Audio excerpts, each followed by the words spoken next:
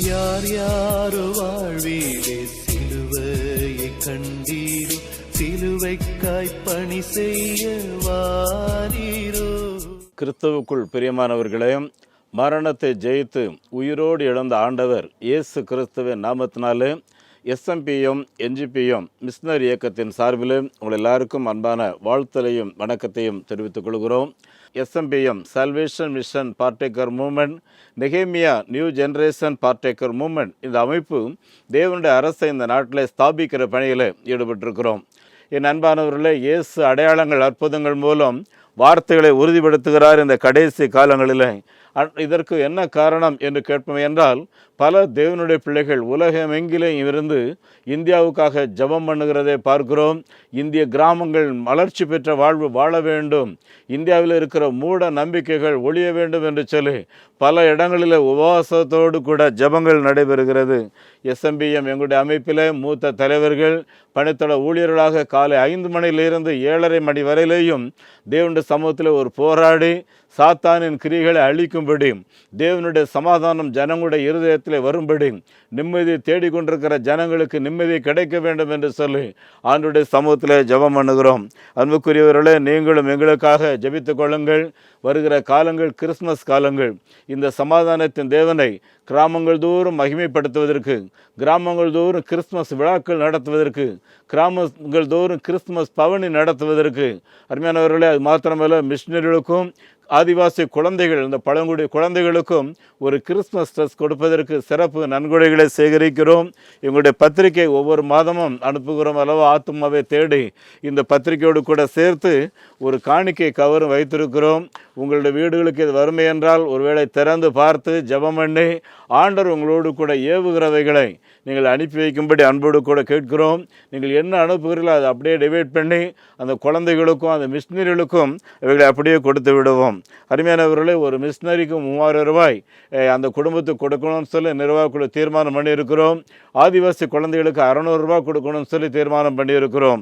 ஆண்டவர் தேவைகளை சந்திப்பார் என்றால் இதை கொடுக்கறதுக்கு ஆயத்தமாக இருக்கிறோம். அருமையானவர்களே, இதுவரையிலேயே 465 கிராமங்களில் ஆராதனை தலத்தை உருவாக்கி இருக்கிறோம். 22 கிராமங்களில் ஆலயங்கள் கட்டி பிரதிஷ்டை செய்திருக்கிறோம். அடுத்த வாரத்தில் இமாச்சல் பிரதேசத்தில் ஒரு ஆலயமும், அருமையானவர்களே, ராஜஸ்தானில் ஒரு ஆலயமும் பிரதிஷ்டை இருக்கிறது. அதோடு கூட திருமுழுக்கு வைபவங்கள் இருக்கிறது. ஜெபம் பண்ணி கொள்ளுங்கள். ஆண்டவர் சித்தமானால் வந்து பங்கு பெற உங்களை அன்போடு கூட அழைக்கிறோம். அருமையானவர்களே, நேபாள் நாட்டில் ஆண்டவருக்கு மகிமையாக முதல் ஆலயத்தை கட்டி பிரதிஷ்டை செய்தோம். அதனுடைய ஸ்பான்சர் சாலமோன் ஐயாவுடைய குடும்பத்தார் வந்தார்கள், பங்கு பெற்றார்கள். அந்த ஆலயம் கர்த்தருக்கு மகிமையாக இன்றைக்கு சிறப்பாக நடந்து கொண்டிருக்கிறது. அந்த தாலுகாவிலேயே நாம் கட்டினது தான் முதல் ஆலயம். துல்சிபூருங்கிற இடத்துல ஆலயம் இருக்கிற, அதுவுமே ஆலய தோற்றமாக இருக்காது, ஒரு ஹால் போல தான் இருக்கும். ஆனால் ஆலய தோற்றத்தோடு கூட முதலாக ஒரு மாடல் ஆலயத்தை நான் கட்டி பிரதிஷ்டை செய்வதற்கு ஆண்டவர் உதவி செய்தார். அன்புக்குரியவர்களே, இந்தியா முழுவதும் ஆண்டவர் நல்ல அறுவடையை வைத்திருக்கிறார். இயேசு கிறிஸ்து அவருடைய காலங்களில் சொல்லும்போது, பயிர்கள் விளைந்து கிடக்கிறது, அறுவடைக்கு எஜமான் ஆட்களை அனுப்பும்படி அவரிடத்தில் விண்ணப்பம் பண்ணுங்கள் என்று சொன்னார் அல்லவா, 2020 ஆண்டுகளுக்கு முன்பு.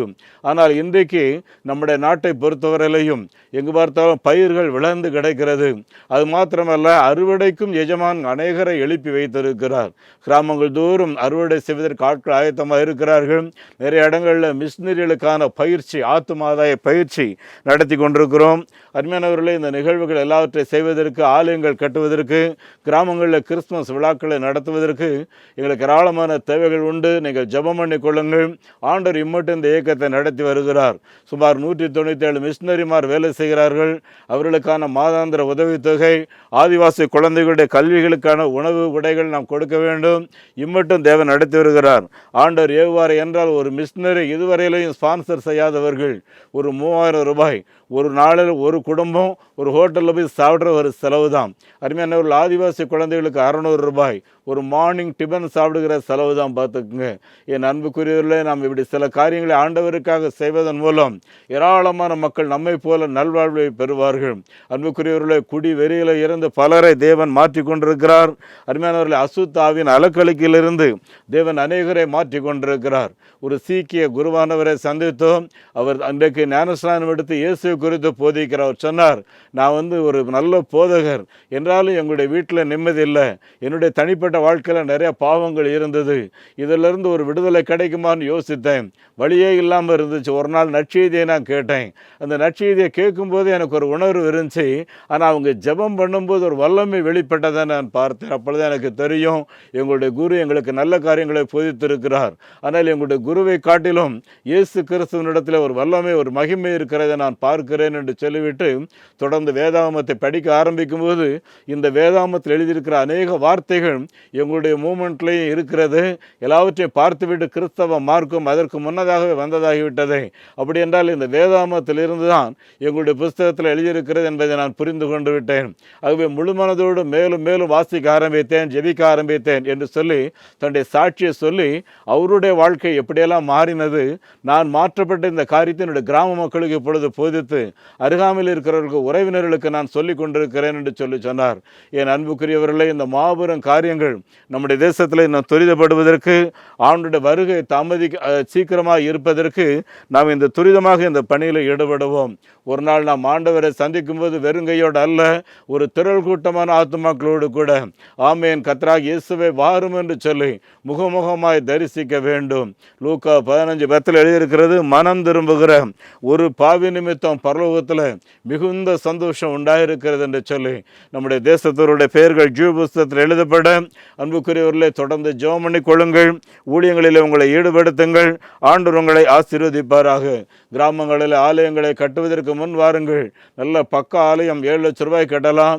ஒரு சற்று மாடலோடு கூட 5 லட்சம் ரூபாய் கட்டலாம். கச்சா ஆலயம் 3 லட்சம் ரூபாய் கட்டலாம். நேபாள் போன்ற பகுதிகளிலே டின் சீட்டில் 2 லட்சம் ரூபாய் கட்டலாம். அன்புக்குரியவர்களை எழும்பி வரும்படி கூட உங்களை நான் அன்போடு கூட நான் அழைக்கிறேன்.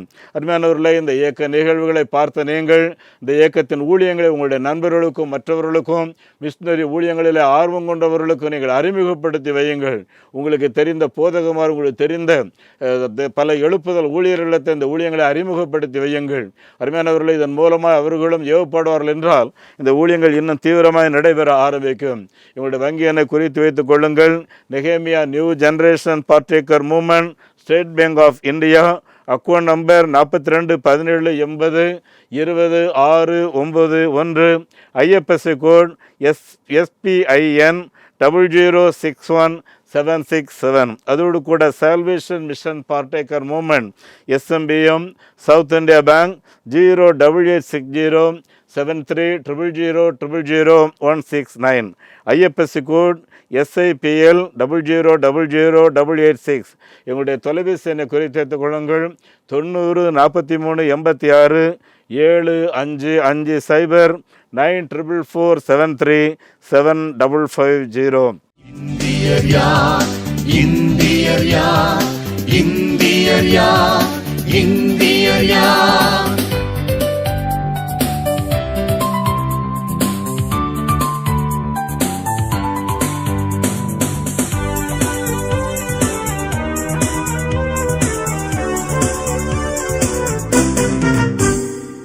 ஜாதி மதங்களுக்கு அப்பால் பட்டவர், போராட்டம் வன்முறைக்கு உட்படாதவர், தேசத்தின் வளர்ச்சிகளை கெடுக்காதவர், அரசாங்க சட்டங்களை மீறாதவர், அவரே உண்மை இந்தியர்கள், உள்ளத்தில் தேசபக்தி கொண்டவர்கள், அவரே உண்மை இந்தியர்கள், உள்ளத்தில் தேசபக்தி கொண்டவர்கள்.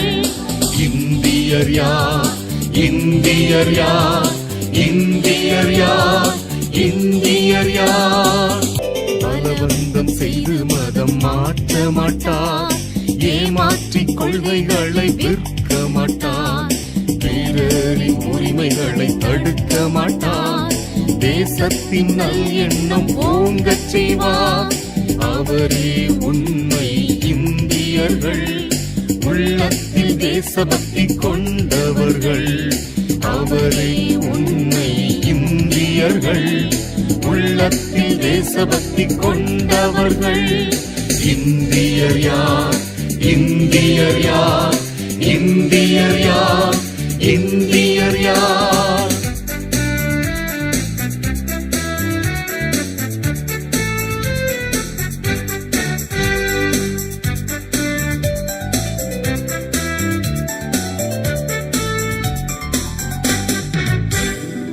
தேசத்தின் உடைமைகளை களவு செய்யார், கருப்பு பணங்களை ஏற்க மாட்டார், கொள்ளை அடித்து குவிக்க மாட்டார், வரிகளில் வஞ்சம் செய்ய மாட்டார்.